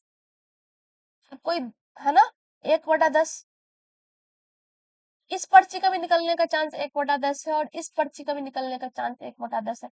तो 10 के 10 पर्ची का निकलने का चांस क्या है? बराबर है। आप एक बार में एक ही पर्ची निकाल रहे हो, तो 1/10, 1/10, ठीक है। प्रोबेबिलिटी का ये फॉर्मूला होता है कि टोटल कितने है और कितना चांस ले रहे हो आप। तो एक बार में 1/10, ये है प्रोबेबिलिटी सैम्पलिंग। इसके अंदर हमने आपको एक रैंडम बताया, रैंडम के बाद हमने आपको बताया था सिस्टमेटिक। हाँ, रैंडम के बाद बताया था सिस्टमेटिक और स्ट्रेटिफाइड। एक सैम्पलिंग है आपका सिस्टमेटिक, और दूसरा हमने आपको बताया स्ट्रेटिफाइड। स्ट्रेटिफाइड आप कब इस्तेमाल करोगे? जब आपका जो पॉपुलेशन है वो होमोजेनस नहीं है, उसको फिर आप क्या करोगे? अलग अलग स्तर में बांट के उसको होमोजेनस करोगे। होमोजेनस मतलब एक जैसे चीजों को इकट्ठा करना। जैसे आपने एक एज क्राइटेरिया रख दिया 11 से 13 साल, तो सारे 11 से 13 साल वाले को आप एक तरफ कर दोगे। फिर आपने दूसरा क्राइटेरिया रख दिया 15 से 18 साल वाले लोग, तो सारे 15 से 18 साल वाले को आप एक तरफ रख दोगे। ये होता है स्ट्रेटिफिकेशन, कि जो सेम चीज है, सेम क्राइटेरिया, सबको इकट्ठा करके एक जगह आपने समाहित कर दिया, और फिर आप उससे अपना सैंपल जो है वो ड्रॉ करोगे, और फिर आप अपना रिसर्च करोगे। ये था स्ट्रेटिफाइड। सिस्टमेटिक में आपको हमने क्या बताया? यूनिट्स, कि इसमें मैंने इंपॉर्टेंट है ये याद रखना, के बराबर कैपिटल एन बटा स्मॉल एन। कि आपके पास एक बहुत बड़ी आबादी है ना, मान लो एग्जाम्पल था बिजली बिल का, 100 घर है। आपने बोला कि मुझे इस 100 घर में से आपको कितना सैंपल चाहिए? आपको सैंपल यूनिट कितना हो? 10, है ना, तो 10 हो गया। तो हर 10वां घर, मान लीजिए आपने पहला चूज किया सेकंड घर, हर सेकंड के बाद कितना गैप होना चाहिए? 10वें घर तक जाना है, 1 2 3 4 5 6 7 8 9 10, इसको चुन लिया। इसके बाद फिर 1 2 3 4 5 6 7 8 9 10, तो ये है सिस्टमेटिक सैम्पलिंग। आप सिस्टम के तहत चल रहे हो, जो इंटरवल गैप है वो कितने का है, 10 का है। तो आप इस तरीके से अपने सैंपल्स को, यूनिट को चूज करते हो। क्लियर है, कोई डाउट है? नहीं मैडम, माशाल्लाह बहुत अच्छे से समझ में आया, बहुत चलिए शुक्रिया। जी, हम कल क्लस्टर से कंटिन्यू करेंगे आगे, और फिर हम कंप्लीट कर देंगे इसको। ठीक है जी। पीडीएफ भी हम कल ही डालेंगे टेलीग्राम पे, ठीक है, कंप्लीट। टेलीग्राम पे पीडीएफ होती है? अच्छा, आपने ज्वाइन नहीं कराया ना, तो आपको लिंक, अच्छा मैं भेज देती हूँ, आप कर लेना। मैम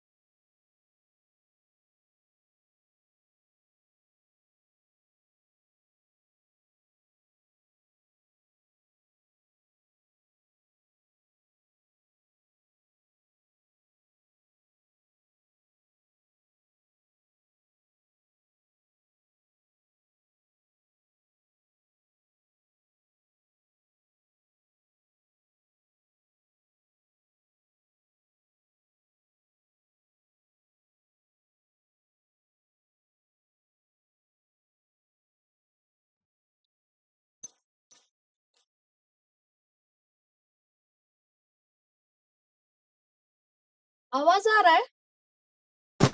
यस मैम, जी आवाज हाँ, आ रही है। आ रहा है, आ रहा है आपका आवाज। ठीक है, म्यूट कर लो आप सभी लोग।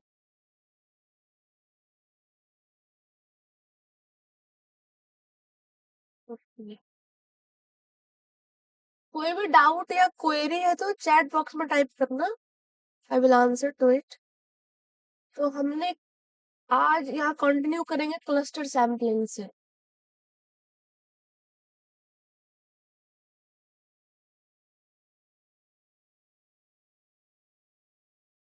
क्लस्टर सैम्पलिंग आप तभी इस्तेमाल करोगे जब आप जो स्टडी कर रहे हो, जो आपके पास पॉपुलेशन है जिससे आपको सैंपल ड्रॉ करना है, वो इनफाइनाइट हो।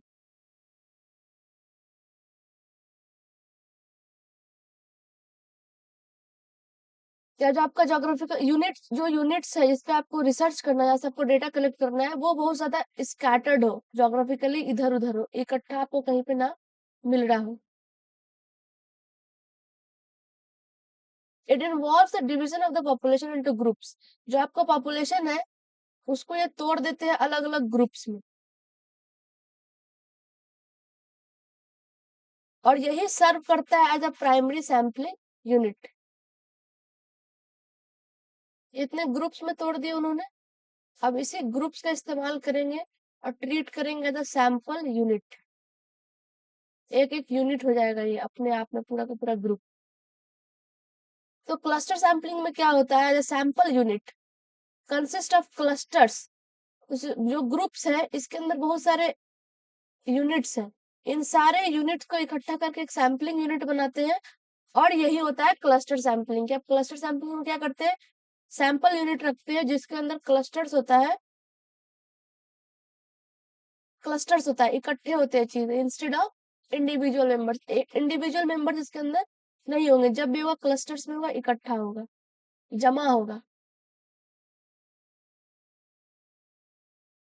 जैसे एग्जाम्पल लेते हैं, for the purpose of selecting of high school teachers in a state. एक स्टेट है,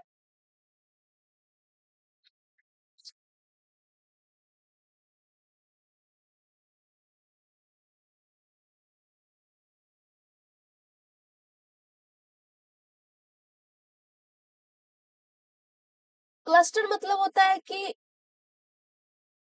एक ग्रुप ऑफ पीपल उसके अंदर हो कुछ भी चीजें, जब आप चीजों को इकट्ठा करते हो ना, वो क्लस्टर होता है, समूह, ग्रुप्स होते हैं।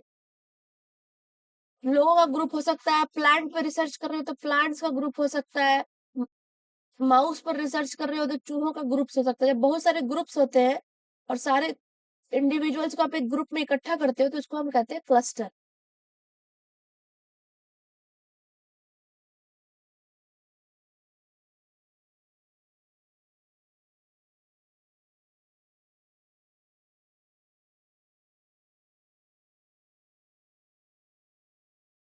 ठीक है, तो ये होता है क्लस्टर। तो हम एग्जाम्पल तो समझते हैं कि इसमें क्या है, सैम्पलिंग क्या है इसकी। हाँ, तो एक स्टेट है और आपको इस स्टेट से, एक स्टेट है, आपको उस स्टेट में एक सैंपल लेना है किसकी, हाई स्कूल टीचर्स की, मतलब टीचर्स का सैंपल लेना है।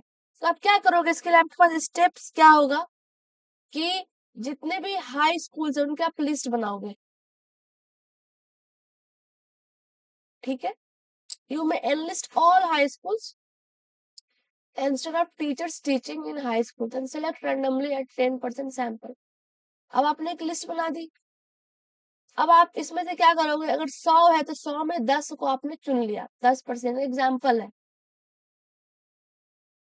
अब आपने जिस जिस स्कूल को चुना है, 100 में से अगर 10 स्कूल को चुना है, तो जो टीचर्स है उस स्कूल के, आप उसका इस्तेमाल कर सकते हो एज अ सैम्पलिंग यूनिट। फिर आप अपना फर्दर स्टडी, फर्दर रिसर्च कर सकते हैं।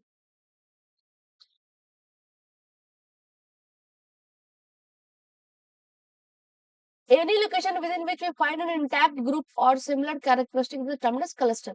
मतलब क्लस्टर क्या है, कोई भी लोकेशन हो जहां पर आपको ग्रुप मिले जिसके कैरेक्टरिस्टिक्स क्या है, सिमिलर है, एक समान जैसे लोग मिले। मतलब मान लो अगर आपने जेंडर वाइज देखना है तो आप क्या देखोगे, मेल और फीमेल, एक तरफ सिर्फ मेल एक तरफ फीमेल, तो ये क्या बन गया, क्लस्टर। इसमें सारे मेल मेल मेल, इसमें फीमेल फीमेल फीमेल। या और भी कुछ चीजें कैरेक्टरिस्टिक्स हो सकते हैं, ऐसे मतलब आप एज बार रख दो, 11 से लेके 12 साल के बच्चे, अभी मेल हो या फीमेल हो उससे कुछ नहीं, तो आपका क्या क्राइटेरिया है, एज। इस एज वाले सारे को आप इकट्ठा कर दो तो ये आपका क्या बन जाएगा, क्लस्टर। तो क्लस्टर क्या हो सकता है, क्लासरूम्स, क्लास के अंदर बच्चे हैं, स्कूल्स, हॉस्पिटल्स, स्टडी सेंटर्स, कुछ भी जिसमें आपके पास एक ग्रुप्स हो। तो क्लस्टर सैम्पलिंग क्या है, इकोनॉमिक है, specially when the cost of measuring unit is small and cost of reaching is relatively large. मतलब ये अफोर्डेबल टाइप, अफोर्डेबल है ये मेथड आपको लगाना, ज्यादा खर्चीला नहीं है। ये था क्लस्टर सैम्पलिंग। ओके, क्लियर है? किसी को डाउट है तो चैट बॉक्स में टाइप करके बोलो। नेक्स्ट है multi stage sampling. Multi stage sampling is used in large scale survey. जब आप बहुत बड़े लेवल पर सर्वे करते हो तो आप इसका इस्तेमाल करते हो, मल्टी स्टेज सैम्पलिंग का। तो इसमें क्या होता है, बहुत सारे स्टेजेस होते हैं। स्टेज 1 में आप कुछ सैम्पलिंग करोगे, फिर स्टेज 2 में, स्टेज 3 में। ऐसा कब हो रहा है, जब आपके पास बहुत बड़ा लार्ज स्केल पर आपको कुछ सर्वे करना है, डेटा कलेक्ट करना है, तो आप अलग अलग स्टेजेस पे, स्टेज 1 में आपने सैम्पलिंग कर ली, फिर आपका स्टेज 2 में आप सैम्पलिंग करोगे, स्टेज 3 में सैम्पलिंग करोगे। जैसे कि एग्जाम्पल के तौर पे, for example, in surveys mailed questionnaires are generally used to gather information from people living in widely scattered area.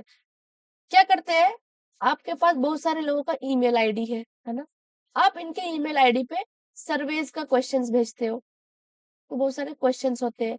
इससे क्या फायदा है कि जो लोग पूरे इंडिया में, कोई गुजरात में है, कोई कर्नाटका में है, तो आप सब तक पहुंच पाते हो इजिली, है ना, मेल के through. All the method is cost effective. इसमें ज्यादा खर्चा नहीं है, बस आपको मेल कर देना है क्वेश्चन बना के, टाइम लगेगा कंपाइल करके।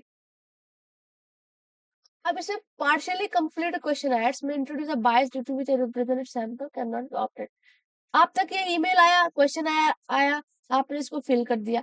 अब यहाँ पे प्रॉब्लम क्या है कि आप जब इस क्वेश्चन का जवाब दे रहे हो तो आपके खुद के बायसनेस है, हो सकता है कि आप किस तरीके से जवाब दे रहे हो। तो जो सैंपल जो रिप्रेजेंट कर रहे हो आप कंप्लीटली रिप्रेजेंट नहीं कर रहे हो।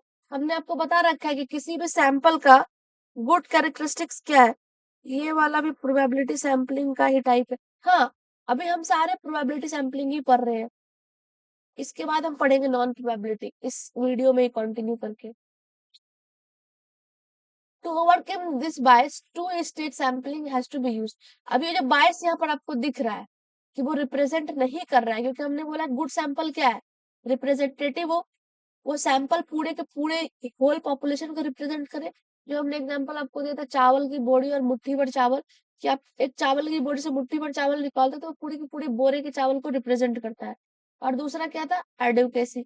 यहाँ पे प्रॉब्लम क्या आ रहा है कि ये जो क्वेश्चन आया जो आप ले रहे हो वो रिप्रेजेंटेटिव नहीं है। तो इस चीज को कम करने के लिए ये जो बायसनेस डेवलप हो रही है, टू स्टेज सैंपलिंग का इस्तेमाल होगा। A second sample from non-respondent is selected at random by contacting them personally. In this way, the consistency of the data obtained from the first sample can also be verified. तो यहाँ पे क्या करेंगे कि जो रिस्पोंडेंट है, जिन्होंने जवाब दिया, जिन्होंने नहीं जवाब दिया, है ना। A second sample from non respondent, जो लोग जवाब नहीं दे रहे हैं, आप उसके पास भी जा सकते हैं पर्सनली। आपने ईमेल किया, हो सकता है वो जवाब ना दे, तो आप उनके पास पर्सनली जाकर उनसे इकट्ठा कलेक्ट कर सकते हैं। In this way the consistency data obtain from the first sample can also be verified. इससे क्या होगा कि जो डेटा आपको पहले सैंपल से मिला था आप उसको भी वेरीफाई कर पाओ।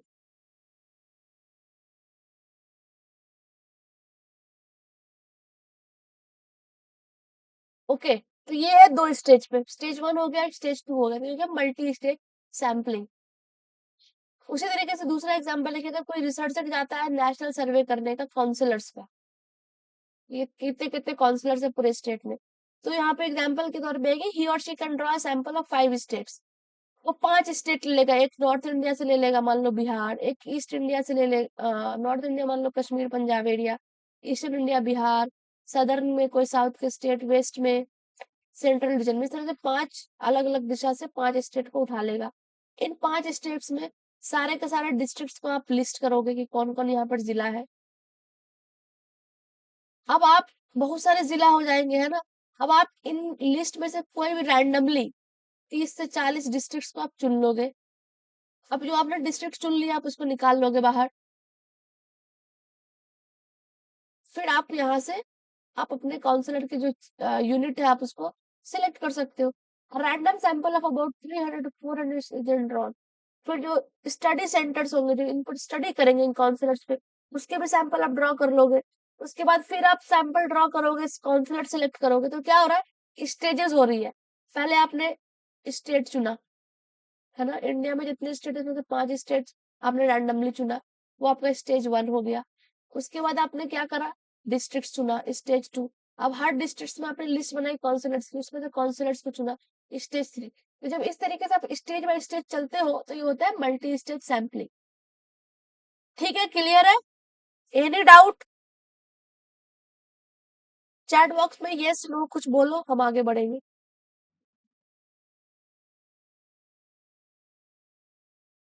क्लस्टर सैंपलिंग में स्टेजेस नहीं है, वो एक ही बार में हो जा रहा है। मल्टी स्टेज में क्या है, आपके पास अलग अलग स्टेज है। स्टेज 1 पे आपने जो लिया ग्रुप, स्टेज 2 में फिर आप उठाओगे, स्टेज 3 में। तो आपको जो मेथड सही लग रहा है आप लगाते चले जाओगे सैंपलिंग में। तो जब बहुत सारे स्टेजेस होते हैं किसी भी सैंपलिंग मेथड में, वो होता है मल्टी स्टेज। अब आप मान लो स्टेज 1 में आप लगा सकते हो स्ट्रेटिफाइड रैंडम सैंपलिंग, उसमें कोई दिक्कत थोड़ी है। स्टेज 2 में आप सिस्टमेटिक लगा दो, स्टेज 3 में आप रैंडम लगा दो।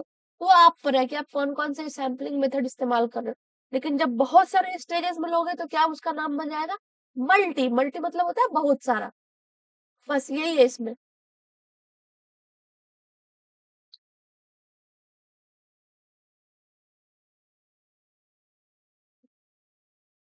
Multi stage sampling is advantageous as the burden on the respondent is lesson.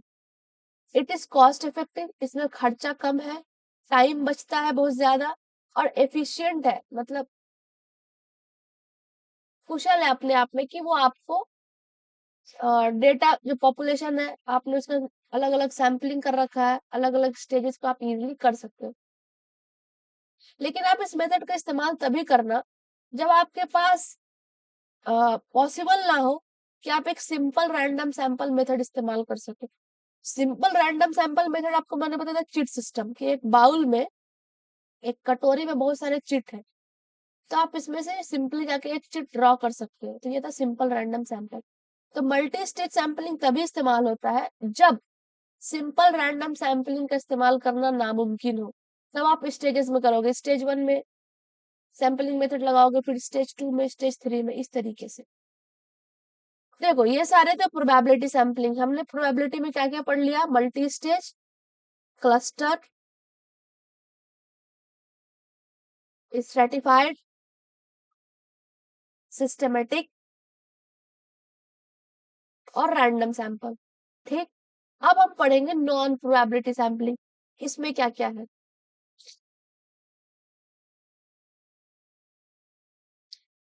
तो नॉन प्रोबेबिलिटी सैंपलिंग को हम नॉन रैंडम सैंपलिंग भी कहते हैं। इसके दो नाम है। इसमें आपके पास कोई भी रैंडम सैंपलिंग मेथड इस्तेमाल करने का स्टेप नहीं होता, कि जो आप रैंडमली किसी भी जगह से कुछ उठा के पिक कर ले रहे हो और उसी के हिसाब पर आप अपना रिसर्च बेस कर दे रहे हो। तो यहाँ पर यहाँ पर ऐसा पॉसिबिलिटी नहीं है। It is not possible to specify what probability each member of population has of being selected for sample. This sampling is based on the judgment of the researcher. जो रिसर्च कर रहा है उसके जजमेंट पे है, उसके पास पावर अथॉरिटी है कि जो मेथड लगा रहा है वो किस प्रकार का लगा रहा है, क्योंकि यहाँ पर रैंडम सैंपलिंग की संभावना क्या नहीं है। सबके बराबर सेलेक्ट होने के चांसेस यहाँ पर नहीं है। किसी का चांस अगर 1/6 है तो किसी दूसरे का चांस हो सकता है 1/5 हो जाए। नॉन प्रोबेबिलिटी सैंपलिंग में क्या है? सबको बराबर का मौका नहीं मिलता है। हम अभी टाइप्स देखेंगे, एग्जांपल्स देंगे तो ये क्लियर हो जाएगा हर टाइप में रिफ्लेक्ट होगा। जैसे कि the guiding factors in non-probability sampling include the availability of the units. तो जब आप ये सैंपलिंग मेथड इस्तेमाल करोगे, नॉन प्रोबेबिलिटी गैर संभावित नमूनाकरण, तो इसमें क्या क्या चीज पे ये आधारित है कि यूनिट्स, जो यूनिट्स है वो प्रेजेंट है कि नहीं, जो रिसर्च कर रहा है उसका खुद का एक्सपीरियंस, उसका कन्वीनियंस, कि वो किस प्रकार से इस सर्वे को, इस रिसर्च को कंडक्ट करना चाहता है या चाहती है। Since it is not possible to specify what probability each member of population has of being selected for the sample, this samples are, हाँ, क्योंकि इसमें कोई सटीकता नहीं है कि जो भी आप सिलेक्ट कर रहे हो मेंबर्स, उसके चांसेस क्या है सिलेक्ट होने की। अगर सबके बराबर चांस होते हैं तो ये बन जाता प्रोबेबिलिटी सैंपलिंग। अब यहाँ पर ऐसा कुछ है ही नहीं, क्लैरिटी नहीं है, तो इसको हम कहेंगे गैर संभावित नमूनाकरण। तो नॉन प्रोबेबिलिटी सैंपलिंग के क्लासिफिकेशन है इंसिडेंटल, कोटा और पर्पस। तो इंसिडेंटल सैंपलिंग क्या है? आकस्मिक। The term incidental sample, इसका दूसरा नाम है accidental sample या convenience sample, is applied to samples that have been drawn because of the easy availability of the units. आपको आसानी से आपको डेटा कलेक्ट करने के लिए आपको यूनिट्स मिल गए हैं। अच्छा, ये सारे पेड़ इस इलाके में अवेलेबल है, हम इनको ही इस्तेमाल करेंगे, हम कहीं और किसी और चीज की तरफ ध्यान नहीं देंगे। तो आपके पास अवेलेबल था, आसान था, उपलब्ध था, तो आपने उसको सेलेक्ट कर लिया। तो आप ये वाला जब मेथड अप्लाई करोगे तो ये होता है इंसिडेंटल सैंपल या एक्सीडेंटल सैंपल या कन्वीनियंस के अपने अनुसार। अच्छा, आसानी से मिल रहा था, चलो इसी डेटा यूनिट को उठाते हैं और इस पे ही रिसर्च हम कर लेंगे। An investigator employed in the IGNU may select learners enrolled in MDE program and who happen to visit the university for one or the other work while conducting a study on the perception of distance learning towards MDE. These learners are readily available and fulfill the condition of the study. However, it is a limitation that though they have defined population, but no randomization has actually been done. Therefore, any attempt to arrive at generalized conclusion in such cases will be erroneous and misleading. The merits, okay. अब क्या है कि यहाँ पे एक example दे रहे हैं, IGNOU IGNOU IGNOU study centre है, यहाँ पर किसी को रखा गया है रिसर्च के लिए। इसको रिसर्च करना है कि जो भी बच्चे एमडी प्रोग्राम में, एक किसी प्रोग्राम का नाम है, इसमें एनरोल्ड है ना। तो इस रिसर्चर को क्या करना है, जो बच्चे यहाँ पर विजिट कर रहे हैं या जो एमडीई प्रोग्राम है उस पर उनको रिसर्च करना है। तो इनका सवाल क्या है कि क्या परसेप्शन है डिस्टेंस लर्नर्स का टुवर्ड्स एमडीई प्रोग्राम। अब यहाँ पर क्या हो रहा है, ये रिसर्चर क्या कर रहा है, इस सेंटर पे जो भी बच्चे आ रहे हैं सिर्फ उनसे ही डेटा कलेक्ट कर रहा है। यहाँ पे कोई वो रैंडमाइजेशन नहीं हो रहा है, कुछ नहीं हो रहा है। तो उसको आसानी से मिल गया, अच्छा इस सेंटर के जो बच्चे हैं इनको उठा लिया उसने। अब उस पर ही वो रिसर्च करके अपना स्टडी करके कंक्लूजन दे देगा। तो ये क्या हो गया, एक्सीडेंटल सैम्पलिंग, इंसिडेंटल सैम्पलिंग या फिर कन्वीनियंस सैम्पलिंग, सुविधा अनुसार। ओके, नेक्स्ट है इसमें कोटा सैंपल। ये भी नॉन प्रोबेबिलिटी सैंपल का हिस्सा है। आप इसका इस्तेमाल करते हो ज्यादातर किसमें, सर्वे रिसर्च में। when it is not possible to list all the members of the population of interest, जब ये संभव ना हो कि जितने भी बड़ी आबादी है, बहुत बड़ी आबादी है और आपको सर्वे करना है, लेकिन ये पॉसिबल नहीं है कि आप सारे के सारे जो मेंबर्स हैं उन सबको लिस्ट कर पाओ। तो इसमें क्या करेंगे, it involves the selection of sample units within each stratum. Accidental sample को सिंपल ये समझना है कि आप कहीं भी जा नहीं रहे हो सैंपल कलेक्ट करने के लिए, आपके सामने जो अवेलेबल है ना, आप बस उसको उठा लिए। मान लो आपको स्टडी करना है कि यूनिवर्सिटी में लाइब्रेरी कितने बच्चे आते हैं, है ना। अब देखो इंडिया में बहुत सारी लाइब्रेरी है, बहुत सारी यूनिवर्सिटीज है, बहुत कुछ है। लेकिन अब आपने क्या किया कि सिर्फ और सिर्फ मानू में आप पढ़ रहे हो और आपको दिख रहा है कि मानू की लाइब्रेरी में कितने बच्चे आ रहे हैं, तो आपने सिर्फ इसको उठा लिया। एचसीयू की लाइब्रेरी के बच्चों को छोड़ दिया, उस्मानिया की लाइब्रेरी के बच्चों को छोड़ दिया, है ना। तो आप रैंडम मेथड अप्लाई नहीं कर रहे हो। आपको जो आसानी से अवेलेबल था मानू के स्टूडेंट, तो आपने उनसे डेटा कलेक्ट करके आप अपना रिसर्च कर रहे हो, वहां से आपने सैंपल ड्रॉ कर लिया।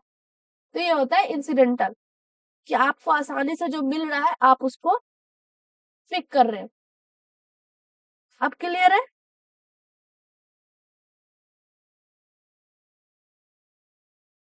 हाँ, फाइन।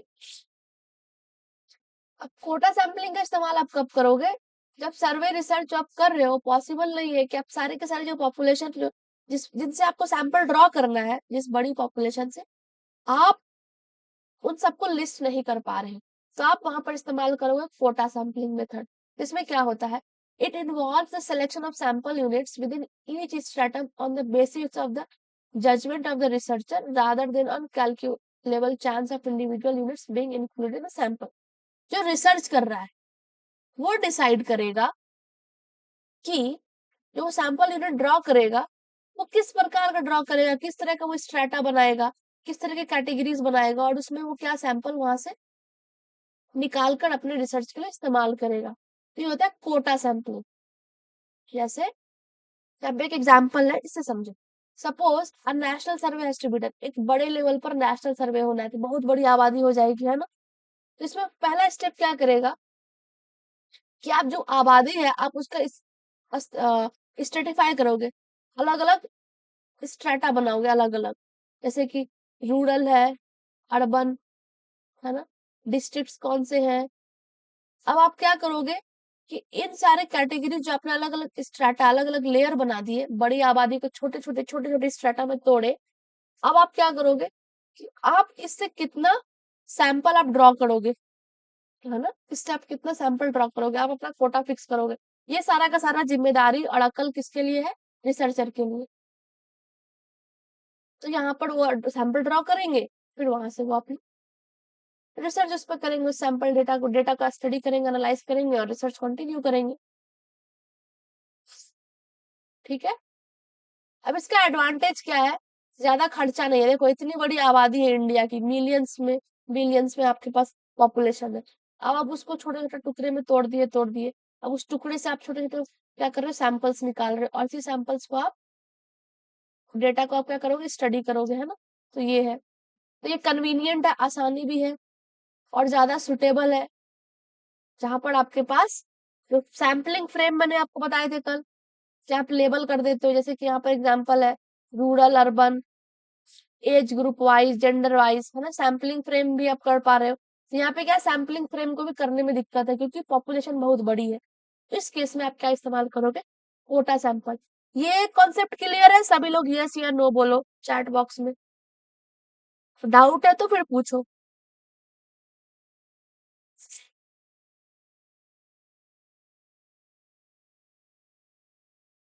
ओके, अब नेक्स्ट है इसमें पर्पोजिव, उद्देश्यपूर्ण नमूना। इसका दूसरा नाम है judgement sample. This type of sample is chosen because there are good reasons to believe that it is a representative of the total population. आप इस तरह का सैंपल तभी इस्तेमाल करोगे जब आपने मान लिया है कि इस बड़े से आबादी के लिए छोटा सा सैंपल पर्याप्त है ना। यहाँ पर रिसर्चर जो है अपने एक्सपीरियंस के अनुसार, अपने नॉलेज के अनुसार सैंपल ड्रॉ कर लेता है कहाँ से लेना है और कहाँ से नहीं लेना है।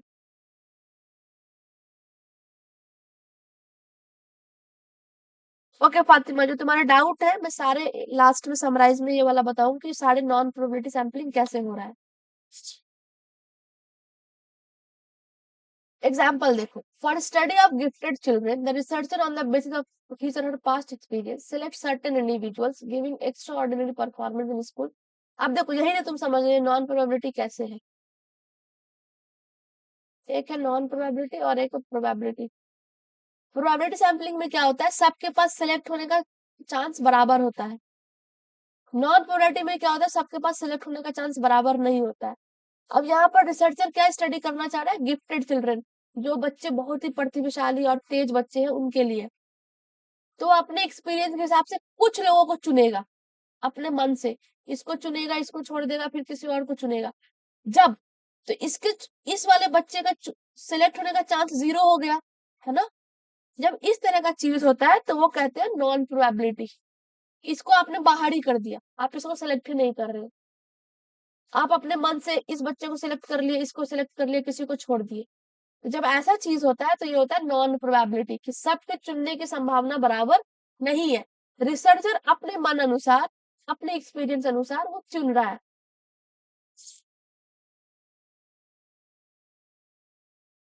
अब देखो इसी में आप टाइप देखोगे, जैसे स्नोबॉल सैंपलिंग, बहुत इंपॉर्टेंट क्वेश्चंस आपको दिखेंगे पीवाई क्विज में आते जाते रहते हैं। स्नोबॉल सैंपलिंग में क्या करते हो कि आप कुछ लोगों को चुनते हो, आप रिसर्चर हो, आप कुछ लोगों को चुनते हो। अब ये कुछ लोग आपको बता देंगे अच्छा इनसे भी आप डेटा कलेक्ट कर सकते हो, तो रेफर कर दिए इन्होंने, आपको इनके पास रेफर कर दिया। अब फिर ये किसी और के पास आपको भेज देंगे अच्छा यहाँ से भी आप डेटा ले सकते हो। तो ये है, जैसे कि example low, when interview member, आप कहीं भी इंटरव्यू ले रहे हो तो आप जिसका इंटरव्यू ले रहे हो आप उससे पूछ सकते हो कि हमें किस और किससे इंटरव्यू लेना चाहिए, आप नॉमिनेट कर दो, आप कुछ बता दो। तो अपने दोस्त, अपने उनको जो अच्छा लगे उनको बता देंगे, तो आप उनके पास जाके भी इंटरव्यू ले सकते हो। और इस तरह से आप क्या करोगे, कंटिन्यू करते जाओगे। तो ये होता है स्नोबॉल सैंपलिंग, है ना। ये इसको रेफर किया, ये इसको रेफर किया, इसको रेफर किया, तो आप जाते जाओगे सबके पास, सबसे आप डेटा कलेक्ट करते जाओगे।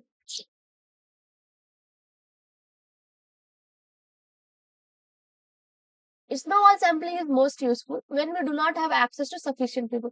जब हमारे पास बहुत सारे लोग नहीं है, मतलब आपको डेटा कलेक्ट, आप सिर्फ यहाँ पे 2-3 लोग को ही जानते हो, आप इसके पास गए, आपने इनका इंटरव्यू किया, जो भी आप डेटा कलेक्ट कर, अब आप इनकी मदद से और लोगों के पास जा सकते हो, फिर आप इनकी मदद से और लोगों के पास जा सकते हो। तो ये तभी इस्तेमाल होता है जब आपके पास ज्यादा सफिशियंट लोग ना हो, या फिर लोग क्या है जोग्राफिकली बहुत स्कैटर्ड है, कि इस रीजन में 3 लोग है, हो सकता है यहाँ से 40 किलोमीटर दूर फिर आपको लोग मिले। जो आपके सवाल है उस सवाल का जवाब देने के लिए उस हिसाब के आपको डेटा कलेक्ट करना है ना। तो ये होता है स्नोबॉल सैंपलिंग। अब इसकी खामियां क्या है इस सैंपलिंग मेथड की, तो drawback is that you get no exact idea of factual distribution of opinion. आपको समझ ही नहीं आ रहा है, लोग अपने हिसाब से अपने दोस्तों को रेफर कर दे रहे हैं। तो जो आपको जो चीजें चाहिए थी एक यूनिफॉर्म रूप से, वो आपको नहीं मिल पा रही है। अब यहाँ पे क्या होता है, people usually propose people that they know well, वो अपने दोस्तों जिनको वो अच्छे से जानते हैं उन तक आपको पहुंचाएंगे, वो अपना व्यूज, वो खुद का व्यू शेयर करेंगे। तो इससे क्या होगा, जो स्मॉल ग्रुप ऑफ इंटरेस्ट है, जो तो इससे क्या होगा और भी लोग छूटते चले जाएंगे, है ना। तो वन मेथड, अब आप लोग कंपनसेट कैसे करोगे इस कमी को, कि आप जिनसे जिनसे आप डेटा कलेक्ट कर रहे हो, आप इनसे पूछोगे कि आप दोनों तरह के लोग बताओ। इस सवाल पे ये वाले लोग कॉपरेट करेंगे ए, और दूसरे वाले लोग नहीं करेंगे सेम चीज पे। तो आप दोनों के पास जाके आप क्या कर सकते हो, बैलेंस बना सकते हो कि ऑपोजिट ओपिनियन क्या है। दूसरा क्या तरीका हो सकता है इस खामी को कम करने के लिए, कि आप अलग अलग सोशल ग्रुप्स के पास जाके अलग अलग रीजन में आप डेटा कलेक्ट करो। तो जो गलती होने का चांसेस है कि लोग अपने ही दोस्त को, अपने ही रिश्तेदार को बताएंगे कि सेम ओपिनियन है, एक ही तरह का ओपिनियन है, उसमें गिरावट आएगी। आपको अलग अलग सोशल ग्रुप्स में, अलग अलग लोगों ग्रुप में आपको अलग अलग मल्टीपल पर्सपेक्टिव मिलेगी। तो आप मल्टीपल तरीके से डेटा कलेक्ट कर सकते हो, मल्टीपल सैंपल्स ड्रॉ कर सकते हो। ठीक है, तो इस दो तरीके से आप इस मेथड की कमी को कम कर सकते हो। एक मेथड है intensity sampling.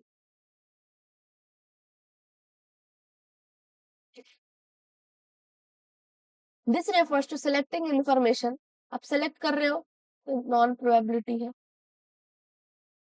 Rich cases that manifest the phenomenon intensely and permit study of different levels of research topic, but not extreme or deviant cases. For example, good students, poor, above average, below average, experienced.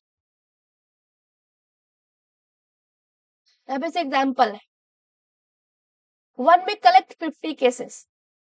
क्या आपने एक 50 case collect कर लिया है ना, 50 case collect कर लिया। अब इसमें से आप छोटा छोटा केस, इंटेंस केस निकालोगे ताकि आप उस पर डेप्थ में स्टडी कर पाओ।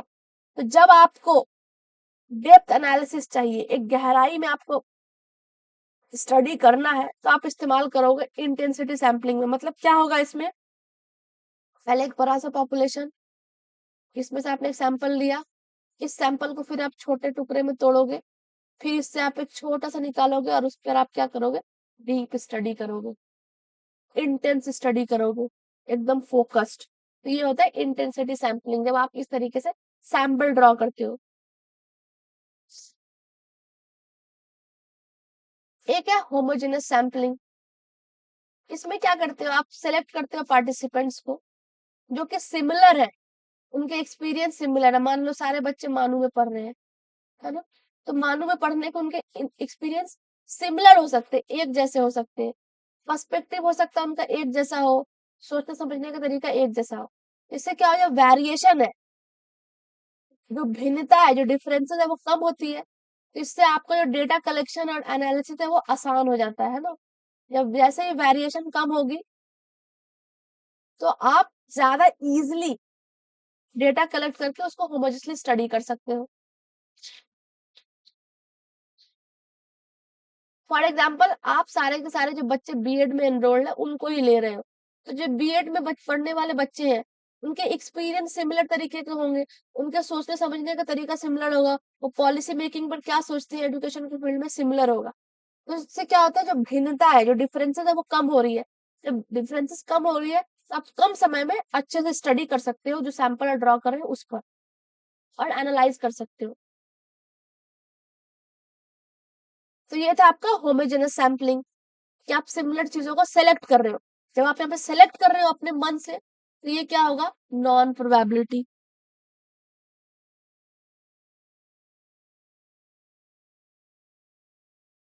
प्रोबेबिलिटी सैम्पलिंग में हमने आपको बताया था हेट्रोजेनिटी, कि जब आबादी एक जैसी ना हो, बहुत हेट्रोजेनस हो, तो वहां पर आप लगाते हो स्ट्रैटिफाइड सैम्पलिंग। उनको फिर हेट्रोजेनिटी से आप होमोजेनिटी की तरफ पुश करते हो, अलग अलग स्ट्रेटा में, है ना। ये हमने आपको पढ़ाया था प्रोबेबिलिटी में। हाँ, नेक्स्ट है इसमें stratified objective sampling. It illustrates the characteristics of particular subgroups of interest and facilitates comparison between different groups. इसमें क्या है कि आपके पास अलग अलग ग्रुप्स है ना, उसके अपने सैंपल ड्रॉ करे, तो आप उन ग्रुप्स के बीच में क्या करोगे, तुलना करोगे अपने स्टडी के लिए, अपनी चीजों को समझने के लिए। तो ये है स्ट्रेटिफाइड ऑब्जेक्ट सैम्पलिंग। फिर एक क्राइटेरियन सैम्पलिंग, मानदंड। क्या आपने क्राइटेरिया सेट कर दिया, एंड पिक ऑल केसेस, जो भी केस है, जो भी ग्रुप्स है वो इस क्राइटेरिया को मीट मीट कर रही है तो आप उसको पिक करोगे। जैसे कि एग्जाम्पल के तौर पर,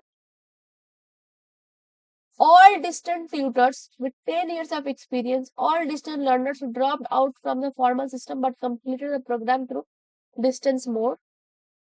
तो आपने क्राइटेरिया सेट कर दिया कि वही लोग आप केस स्टडी करोगे जो लोग डिस्टेंस ट्यूटर है और उनके पास 10 साल का एक्सपीरियंस है। तो आपने क्राइटेरिया सेट कर दिया, तो आप इसी क्राइटेरिया वाले को पिक करोगे। जब आप इसी क्राइटेरिया वाले को पिक करोगे तो वो होता है क्राइटेरियन सैम्पलिंग, कि आपने उस क्राइटेरिया के अनुसार सैंपल को ड्रॉ किया। This method of sampling is very strong in quality assurance. ये जो मेथड इस्तेमाल होता है क्राइटेरियन सैम्पलिंग का, ये बहुत ही मजबूत होता है कि आप ये क्वालिटी एश्योर करता है। क्यों? क्योंकि आपने क्राइटेरिया सेट कर दिया, अब आप उस क्राइटेरिया के अनुसार ही सैंपल ड्रॉ करोगे और आपके जो रिसर्च क्वेश्चन है, आपको जो डेटा स्टडी करना है वो बहुत अच्छे से हो पाएगा, क्योंकि फोकस्ड है, क्राइटेरिया डिफाइंड है कि क्या चाहिए और क्या नहीं चाहिए। जब ये क्लियर होता है तो इससे क्या फायदा होता है? रिसर्च की वैलिडिटी स्ट्रांग होती है। हमने आपको स्टेप्स ऑफ रिसर्च में बताया था वैलिडिटी। हम नेक्स्ट क्लास में पढ़ेंगे types of validity of research, very important. अब है एक extreme and deviant case sampling. This involves learning from highly unusual manifestation of phenomenal interest. जैसे कि इसमें एकदम अलग तरीके के कुछ सवाल है, मतलब अनयूजुअल, जैसे कि आउटस्टैंडिंग सक्सेसेस, नोटेबल फेलियर्स। इस तरह की चीजों पे जब आप सैंपल ड्रॉ करोगे जो एक्सट्रीम है, अपने आप में अनयूजुअल है, असामान्य है, तो आप ये वाला इस्तेमाल कर सकते हो। एक्सट्रीम मतलब एकदम ही सक्सेसफुल या एकदम ही फेलियर, तो आप एक्सट्रीम पे चले जा रहे हो, एकदम मैक्स आउट।